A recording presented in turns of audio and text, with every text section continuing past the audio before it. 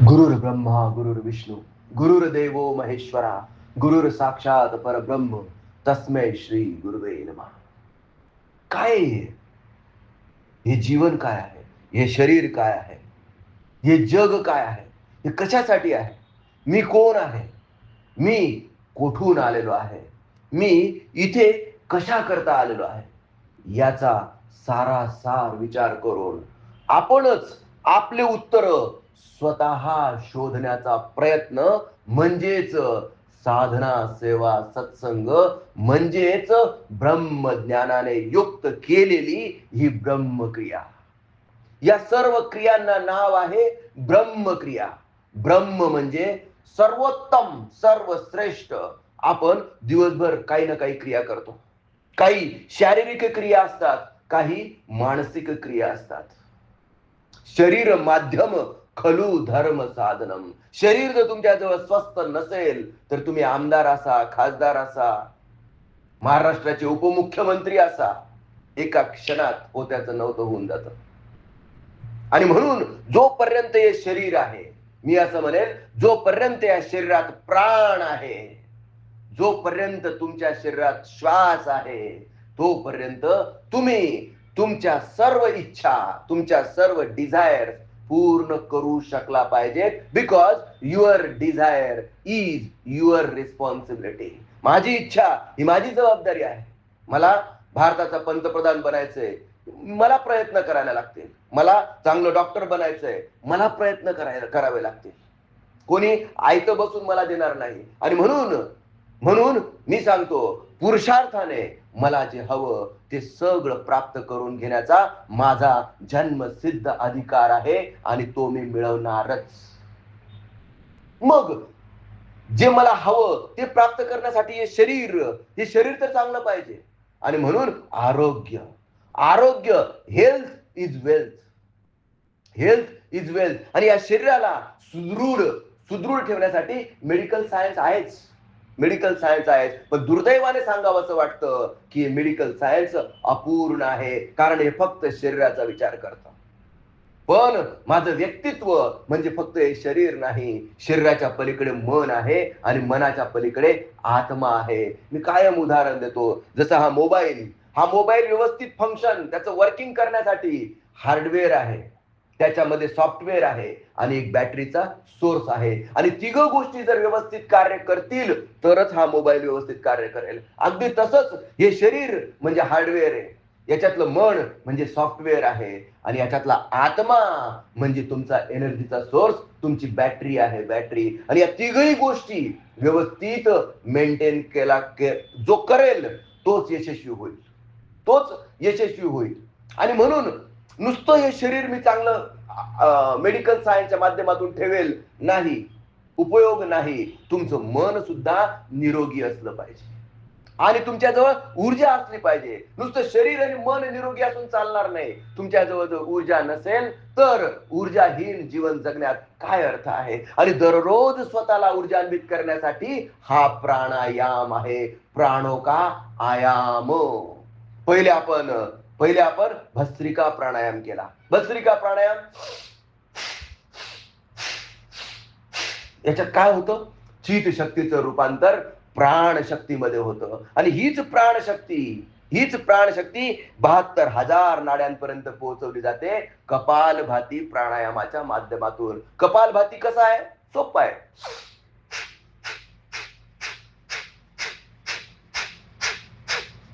कपालभाती याच्यामुळे ही जी प्राणशक्ती होती बघा, चितशक्ती, प्राणशक्ती आणि ब्रह्मशक्ती, या 3 शक्तींबद्दल मी बोलतोय. जी प्राणशक्ती आहे तीच तुमच्या शरीराच्या हृदयाची धक धक धक धक धक करण्यास कारणीभूत आहे. तीच प्राणशक्ती तुमच्या श्वासाचं आवागमन करवते. तुम्ही रोखून धरा. जर तुमचा अधिकार असेल तर तुम्ही थांबून धरा. तुमचे हृदयाचे ठोके चेंज करून बघा. Is it possible? It is not possible. मग माझा प्रश्न आहे या विज्ञानाला, हृदयाची धक धक धक धक धक जन्माला आल्यापासून मरेपर्यंत कुठल्या ऊर्जेवर चालतं? हे श्वासाचं आवागमन, हे रक्ताभिसरण, हे अन्नाचं चयापचय, किडनीचं फंक्शन, कुठल्या ऊर्जेवर चालतं? त्याला सायन्स म्हणतं बेसल मेटाबॉलिक रेट. आणि हा बेसल मेटाबॉलिक रेट कोण मेंटेन करतं? तर ते आपल्या शरीरातले हार्मोन्स मेंटेन करतात. माझा प्रश्न आहे, हे हार्मोन्स कुठून निघतात? हे हार्मोन्स एंडोक्राइन ग्लँड्स मधून निघतात. या एंडोक्राइन ग्लँड्स काय आहेत? हे असे अंतस्रावी द्रव्य श्रवण करतात की ज्याच्यामुळे हृदयाचे ठोके, जर मला राग आला की माझ्या हृदयाचे ठोके वाढतात. जर माझ्या मनात काम उत्पन्न झाला, काम भाव उत्पन्न झाला, तर श्वासाची गती बदलते. हे ऑब्झर्वेशन ज्याने त्याने करून बघा आणि मग कळेल तुम्हाला या सायन्सचा, या विज्ञानाचा आणि अध्यात्माचा काय संबंध आहे. मला आश्चर्य वाटतं की डॉक्टर लोक पूर्ण MBBS शिकतात, पण ते मनाचा आणि आत्म्याचा कधीच विचार करत नाही. हे दुर्दैव आहे. प्रत्येक डॉक्टरने विचार केला पाहिजे की अरे हे शरीर फक्त नाहीये, मैं देह नहीं नश्वर नासी, मैं अलख निरंजन अविनाशी. I am not this body, I am not this mind also, I am the soul. शिवोहम शिवोहम, I am Shiva. मी शिव स्वरूप परमात्म्याचा अंश आहे. परमात्मा दया, प्रेम, भक्ती, श्रद्धा आणि आनंदाचा महासागर असेल तर मी फक्त त्याचा एक थेंब आहे. He is the sun and I am the ray. तो सूर्य आहे, मी त्याचा एक किरण आहे. आणि मग या भूतलावर इथं येऊन माझं कार्य काय आहे? मी कशासाठी इथं आलेलो आहे? The only purpose of man sojourn on this planet earth is to seek God. भगवंताच्या प्राप्तीसाठी प्रयत्न करणे या एकमेव उद्दिष्टाकरता तुमचं आमचं अस्तित्व आहे. पण दुर्दैवाने सांगतो, आपण काय करतो? संसार करतो. संसार करतो. संसारात काय? आई वडिलांनी आपल्याला जन्म दिला, अभ्यास केला, 10वी झालो, 12वी झालो, MBBS झालो, पैसे कमवलेत, लग्न केलं, मुलांना जन्म दिला. अरे मुलांना जन्म तर कुत्रे मांजरे पण देतात, झाडावरचे पशु पक्षी सुद्धा देतात. तू काय नवल केलं? तू काय वेगळं केलं? माणूस म्हणून 84 लक्ष योनींपेक्षा तू काय वेगळा आहेस, तू कसा वेगळा आहेस हे समजून घेणं, याचं आत्मपरीक्षण करणं म्हणजेच खरं मनुष्यत्व. मनुष्य देहाची या ज्ञाने सच्चिदानंद पदवी घेणे, एवढा अधिकार नारायणे कृपा दृष्टे दिधला. पण दुर्दैवाने 100 में से 80 बेईमान, फिर भी मेरा देश महान. दुर्दैवाने सांगतो, 100 पैकी एखाद्याला सुद्धा इच्छा होत नाही, एखाद्यामध्ये सुद्धा जागृती होत नाही की मी कोण आहे, मी इथं कशासाठी आलेलो आहे हे समजून घेण्यासाठी. कुत्र्या मारण्यासारखं जीवन जगतात. भय, मैथून, आहार आणि निद्रा. बस. भय म्हणजे कशाला तरी घाबरायचं. माझी नोकरी जाईल का? भारत पाकिस्तान युद्ध झालं तर काय होईल? अमेरिकेचं रशियाचं युद्ध झालं, अणुबॉम्ब टाकला तर काय होईल? भय. जाऊ दे, खायला मिळतं भरपूर झालं, आहार. रात्री झोपायला मिळालं, मैथून. भय, आहार, मैथून आणि निद्रा. याच्या पलीकडे सामान्य माणूस विचार करू शकत नाही. आणि मी असं म्हणतो की जन्म आला गेला आणि ओझे वाहून वाहून मेला. ओझे वाहून वाहून मेला, मग तो कोणी का असेना. कांचन, कामिनी आणि कीर्ती. कांचन, कामिनी आणि कीर्ती या 3 गोष्टींच्या मागे लागून अख्खं आयुष्य व्यर्थ घालवलं. पण मी मनुष्य म्हणून वेगळा कसा हे समजून घेतलं नाही. फक्त मनुष्याच्याच ठाई ही शक्ती आहे की जो विचार करू शकतो काय योग्य आणि काय अयोग्य. मी तुम्हाला सांगतो, जे योग्य आहे त्याचा स्वीकार करा आणि जे अयोग्य आहे ते सोडून द्या.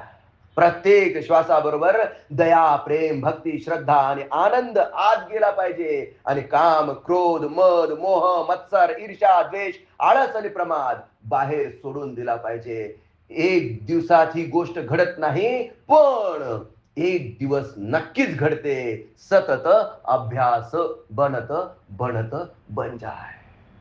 बनत बनत बन जाय. मला काय हवंय? मला आरोग्य पाहिजे. या शरीराला आरोग्य पाहिजे. माझ्या किडनीचं काम व्यवस्थित चाललं पाहिजे, माझ्या हृदयाचं काम व्यवस्थित चाललं पाहिजे, माझ्या पॅनक्रियाजने व्यवस्थित इन्सुलिन सिक्रेट केलं पाहिजे. इन्सुलिन व्यवस्थित सिक्रेट झालं नाही तर ओबेसिटी वाढते, वजन वाढतं. मग वजन कमी करण्याकरता जिमला जावं लागतं, कमी खावं लागतं, डायटिंग करावी लागते. अरे हा अष्टांग योगात एकदम सुंदर काहीही त्रास न करून घेता, कोणतीही डाएटिंग न करता तुम्हाला जे हवं ते प्राप्त करून घेण्याची ही गॅरंटी आहे. याला अष्टांग योग महर्षी पतंजली ऋषींनी अष्टांग योग नावाच्या ग्रंथात व्यवस्थित सगळं सांगून ठेवलेलं आहे. त्यांनी नुसता शरीराचाच विचार नाही केला, शरीर मन आणि आत्म्याचाही विचार केला. आणि त्यांनी शरीर माध्यम खलु धर्म साधनम, शरीर स्वस्थ ठेवून तुम्ही आत्मोन्नतीच्या दृष्टीने, जशी तुम्ही शरीराची प्रगती, बालपण, तरुणपण, म्हातारपण या जशा फेजेस येतात, अगदी तशाच तुम्ही आत्मोन्नतीच्या दिशेने सुद्धा कार्य केलं पाहिजे. आणि आत्मोन्नत कुणाला म्हणायचं? ज्याच्याजवळ दया, प्रेम, भक्ती, श्रद्धा आणि आनंद आहे. जो दुःखी, दरिद्री, निराश आहे, त्याला आपण आत्मोन्नत कसं म्हणणार? आणि त्याच्याकडून आपण काय शिकणार? जो दया, प्रेम, भक्ती, श्रद्धा आणि आनंदाने युक्त आहे, तोच आत्मोन्नत व्यक्ती आहे. आणि त्याच्याकडून आपण शिकलं पाहिजे. काय शिकलं पाहिजे? आपल्या बुद्धीनुसार जे योग्य आहे, जे आपल्याला पटतं, त्याचा स्वीकार केला पाहिजे. आणि आजचा दिवस विशेष आहे. आज गुरुप्रतिपदा आहे. आणि गुरुप्रतिपदा म्हणजे आजच्याच दिवशी नृसिंह सरस्वतींनी गाणगापूरहून श्रीशैल्य गमन केलं होतं. आजच्याच दिवशी ज्या गाणगापुरात पादुका ठेवण्यात आल्या, त्या आजच्याच दिवशी, आजचाच तो दिवस होता ज्या दिवशी श्रीशैल्यमला श्री गुरुदेव दत्तांचा दुसरा अवतार नृसिंह सरस्वती यांनी श्रीशैल्य गमन केलं होतं. आणि म्हणून आजच्या या पवित्र दिवशी आपण संकल्प केला पाहिजे की जे योग्य आहे त्याचा मी स्वीकार करतो, जे मला पटतं त्याचा मी स्वीकार करतो. आणि पुढचे निदान 3 महिने तरी मी इमानदारीने ब्रह्मज्ञानाने युक्त ब्रह्मक्रिया करेल दररोज सकाळी. बघा काय परिवर्तन होतं. मी तुम्हाला कुठल्याही धार्मिक कार्यासाठी प्रवृत्त करत नाही. तुम्हाला आरोग्य प्राप्त व्हावं, जे तुमचं शरीर आहे ते शरीर तुम्हाला तुमचं निरोगी असावं, तुमच्या शरीरातले एंडोक्राइन ग्लँड्स व्यवस्थित फंक्शन कराव्यात, याच्यासाठी ही ब्रह्मक्रिया आहे, महर्षी पतंजली ऋषींनी सांगितले.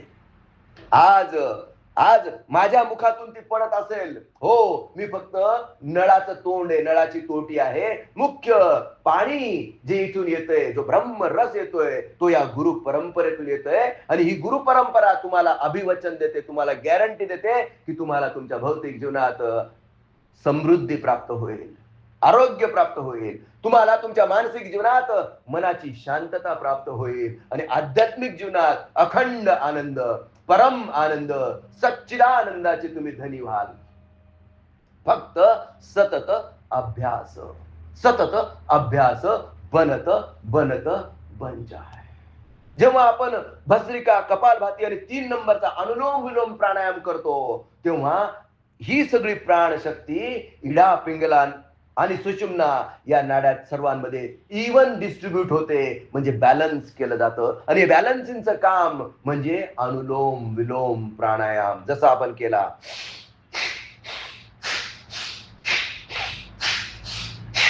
श्वासाने बघा, मन आणि श्वासाचं नातं समजून घ्या. मनात एखादा विकार किंवा एखादा विचार आला, आपण शांत झोपतो, तेव्हा आपले शांत झोपेमध्ये किंवा ध्यानामध्ये आपला श्वासाची लय कशी असते? स्लो, एकदम शांत. पण एखादा विकार उत्पन्न झाला मनामध्ये, तर श्वासाची लय बदलते, श्वासाची गती बदलते. एखादा आजार उत्पन्न झाला, म्हणजे आजार उत्पन्न होतो म्हणजे काय? वात पित्त कफामध्ये इम्बॅलन्स झाला, आणि वात पित्त कफाला बॅलन्स करायचं कार्यच ब्रह्मक्रिया करते. आणि मनामध्ये विकार उत्पन्न होतो, तेव्हा पण आपला श्वास कमी जास्त होतो. आणि म्हणूनच श्वासाचा आयाम, आणि म्हणूनच प्राणायामाच्या माध्यमातून आपण मनाला कंट्रोल करू शकतो. नाहीतर कसं आहे? माकडासारखं. मी तर म्हणेल माकडासारखं नाही, दारू पिऊन हातात कोलीत घेतलेल्या माकडासारखं. मन से बडा बहुरूपी न कोई, पल पल रचता स्वांग निराले, माया ममता में उलझा रहे हो, पड़ जाए जो मन के पाले, मन के बहकावे में न आ, मन राह भूलाए भ्रम में डाले, तू इस मन का दास न बन, इस मन को अपना दास बना ले. मी नाही सांगितलं, तुलसीदासांनी सांगून ठेवलेलं आहे, पण दुर्दैवाने आपल्याला समजत नाही, आपण इम्प्लिमेंट करत नाही. भाव बळे आकळे, येरवी ना कळे. तुमच्या मनातला शुद्ध भाव, तुमच्या मनातला शुद्ध भाव एका दिवसात प्रकट होऊ शकत नाही. आणि म्हणून शरीर शुद्ध करण्यासाठी ब्रह्मक्रिया, मन शुद्ध करण्यासाठी ब्रह्मज्ञान. आणि ब्रह्मज्ञान काय आहे? मय देह नाही नश्वर नासी, मय अलख निरंजन अविनाशी. हे शरीर म्हणजे मी नाही, हे मन म्हणजे मी सुद्धा नाही. आणि शरीर आणि मनाच्या पलीकडे जे शुद्ध नित्य बुद्ध आत्मतत्व आहे, तेच माझं खरं स्वरूप आहे. हे आपण समजून घेतलं पाहिजे. आपल्या व्यक्तित्वात याला हळूहळू हळू उतरवण्याचा प्रयत्न केला पाहिजे. एका दिवसात हे घडत नाही, पण एक दिवस नक्की घडतं. हा माझा प्रत्यक्ष अनुभव आहे. प्रत्यक्ष को प्रमाण की जरूरत नाही. 2008 मध्ये मी चाकणमध्ये आलो, काहीही नव्हतं, फक्त डिग्री होती. स्टेटो सुद्धा इथे येऊन विकत घेतलेला आहे. भौतिक जीवनात मला समृद्धी प्राप्त झाली, मानसिक जीवनात मला शांतता प्राप्त झाली, आणि आध्यात्मिक जीवनात मला परम आनंद, सच्चित आनंद काय असतो हे कळलं. तुम्हाला पण समजून घ्यायचं असेल, या तिघही गोष्टी तुम्हाला पण हव्या असतील, आरोग्य, आत्मोन्नती आणि विश्वशांती, तर तुम्हाला ब्रह्मज्ञानाने युक्त ही ब्रह्मक्रिया करणं नितांत गरजेचं आहे. तुम्ही आजच्या दिवशी संकल्प करून पुढचे निदान 3 महिने तरी ही ब्रह्मज्ञानाने युक्त ब्रह्मक्रिया करावी. आणि एखादा सायंटिस्ट जसा प्रयोग करतो, वही घ्या, महर्षी पतंजली क्रियायोग रत्न वही, आणि त्या वहीवर लिहून टाका की आजच्या दिवशी मी अमुक अमुक या क्रिया केल्यात, माझ्या शरीरात काय बदल झाला, माझ्या मनात काय बदल झाला, माझ्या आध्यात्मिक जीवनात काय बदल झाला. हे 3 बदल कसे कसे होतात. आज मी काय आहे, आज माझी शरीराची स्थिती काय आहे, माझं वजन किती आहे, माझी उंची किती, माझ्या छातीचा घेर किती, माझ्या पोटाचा घेर किती आहे, मनामध्ये माझ्यात विकार किती आहे, मला नाही माहिती. तुम्ही तुमचं अनालिसिस करा, लिहून टाका. ही वही तुमची तुम्हाला राहील. स्वतःचा अनालिसिस. जसा एखादा सायंटिस्ट प्रयोग करतो, निळा लिटमस आम्लामध्ये घातला की त्याचा पिंक होतो, हा प्रयोग करून बघतो शास्त्रज्ञ, तसं मी म्हणतो शास्त्र में जो बात है वो करने के हाथ है. जर तुम्ही करूनच बघितलं नाही तर तुमचा शास्त्रावर कधीच विश्वास बसणार नाही. असं थोडी होतं, या आम्लामध्ये घातल्यावर निळा लिटमस पिंक थोडी होतो. How is it possible? एखादा बिंडोक म्हणू शकतो तसं. अरे पण पहिले करून बघ ना. एखादा बिंडोक तसं म्हणू शकतो, तू पहिले करून बघ. प्रत्यक्ष को प्रमाण की जरूरत नाही. तुम्ही प्रत्यक्ष करून बघा. ब्रह्मज्ञानाने युक्त ब्रह्मक्रिया केली की शरीर हलकं हलकं वाटतं, दिवसभर ऊर्जान्वित झाल्यासारखं वाटतं, दिवसाची झोप गायब होऊन जाते, रात्रीची झोपेचं प्रमाण सुद्धा कमी होतं. ऊर्जावान झाल्यामुळे त्या ऊर्जेचा उपयोग तुम्ही पुरुषार्थासाठी, तुमच्या आत्मकल्याणासाठी, तुमच्या भौतिक जीवनात समृद्धी प्राप्त करून घेण्यासाठी वापरतात.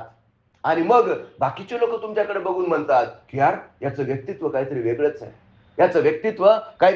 आहे, आणि आपला उद्देशच हा आहे, चरित्र निर्माण से राष्ट्र निर्माण. जर तुम्हाला मजबूत भिंत बांधायची असेल तर त्या भिंतीतली प्रत्येक वीट मजबूत असली पाहिजे. आणि म्हणून मला माझा भारत देश मजबूत करायचा असेल, बल सागर भारत हो, विश्वात शोभुनी राहो, असं जर मला वाटत असेल, माझ्या पूर्वजांनी बघितलेले स्वप्न मला साकार करायचं असेल, तर माझा भारतातला प्रत्येक घटक, माझ्या भारतातला प्रत्येक व्यक्ती हा शक्तिवान असला पाहिजे. आणि त्यासाठी ब्रह्मज्ञानाने युक्त ब्रह्मक्रिया करा. कर्तृत्ववान बना. कर्तृत्ववान भारत, कर्तृत्ववान राष्ट्र, विकसित भारत 2047 पर्यंत. हे नुसतं बोलाचाच भात आणि बोलाचीच कडी नाही. या यज्ञामध्ये आपल्याला समिधा अर्पण केली पाहिजे. आणि हीच आपली समिधा आहे. दररोज सकाळी लवकर उठा, लवकर उठे, लवकर निजे, लवकर उठे, त्यास आरोग्य संपदा लाभे. पण दुर्दैवाने आज 9-10 वाजता यायचं, 11-12 वाजेपर्यंत जेवण करायचं, 12 वाजता टाइमपास करत झोपून जायचं, सकाळी उशिरा उठायचं, मग गॅस होऊन जातो, ऍसिडिटी होते, पचत नाही, स्थूलता येते, ओबेसिटी वाढते, ओबेसिटी वाढली की 40-45 मध्ये बीपी वाढतो, बीपी वाढला की पॅनक्रियाचं कार्य मंदावून जातं, पॅनक्रियाचं कार्य मंदावलं की इन्सुलिन सिक्रेशन कमी होतं, इन्सुलिन सिक्रेशन कमी झालं की शुगर अनस्टेबल होते आणि मग आपण जागा होतो. ही नॉर्मल प्रोसेस आहे. पण मी तुम्हाला सांगतो, कल करे सो आज कर, आज करे सो अब, पल में प्रलय होएगा, बहुरी करोगे कब. आणि म्हणून जेव्हा हे ज्ञान कानात पडेल आणि जेव्हा हे पटेल तेव्हा स्वीकारलं पाहिजे. तुम्ही हे स्वीकारून तुमच्या जीवनात आणून तुमच्या जीवनात तुम्ही आमूलाग्र बदल करू शकतात. प्रकाशाचे पुत्र तुम्ही, शिवाचे अंश तुम्ही. तुम्हाला काहीही कमी पडू शकत नाही. फक्त फक्त पाहिजे चिकाटी. Perseverance is the key of success. आणि ही चिकाटी तुम्हाला प्राप्त व्हावं. तुमची मनाची धारणा ब्रह्मज्ञानाने युक्त ब्रह्मक्रिया करण्याकडे वळावी आणि तुमच्या आयुष्यातले ट्रान्सफॉर्मेशन बघून, तुमच्या जीवनातले परिवर्तन बघून इतरांनी तुमच्याकडून प्रेरणा घ्यावी. या शुभेच्छेसह आजच्या या सत्संगाला आपण विराम देऊया. श्री गुरुदेव दत्त.